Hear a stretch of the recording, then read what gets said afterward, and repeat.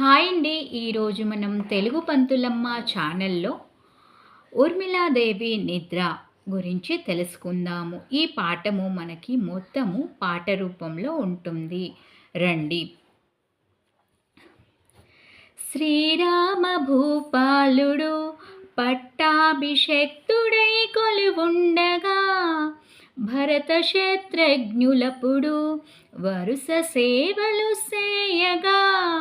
మారుతాత్మజులపుడు రాఘవుల చేరి పాదములొత్తగా సుగ్రీవుడా కొలువులో కూర్మితో నమ్రుడై కొలువుండగా తుంబురులు నారదులను ఏ తెంచి నిలిచి గానము సేయగా రంభాదులా సభలలో ఎంతో శుభరమ్యముగా నాట్యమాడా సనకాది మౌనేంద్రులు కొలువులో శాస్త్రములు తర్కింపగా సకల దేవతలు గొలువా ఉదయాన పుష్పవర్షము గురిసెను సభయంత కలియజూచి ఏ తెంచె సంతోషమున జానకి పతిముఖము చూచి నిలచి వినయమున పట్టి అంజలి గ్రక్కున దేవదేవేంద్ర వినుమా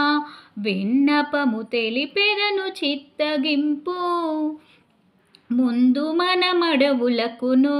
పోగాను ముద్దు మరిది వెంటను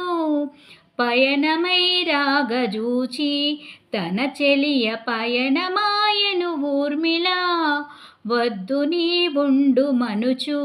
సౌమిత్రి మనల సేవించవచ్చే నాడు మొదలు శయ్యపై కనుమూసి నాతి పవలించియుండే ఇకనైనా యానతిచ్చి తమ్ముణ్ణి ఇందుముఖ కంపుడి ప్రాణసఖీలాగున కూర్మితో పలుకంగ విని రాముడు తలపోసి చూడనెంతే తన మదికి తగు విచారము పుట్టెను రమ్మి లక్ష్మణ గ్రక్కున యుచితమారమని నెడబాసియుంటా తడవాయ ఇకనైనను ప్రియురాలి దగ్గరకు నీవు పొమ్ము అన్నరాముని మాటకు లక్ష్మణుడు చనుచెంచి గృహమునకును ప్రాణనాయకి పానుపున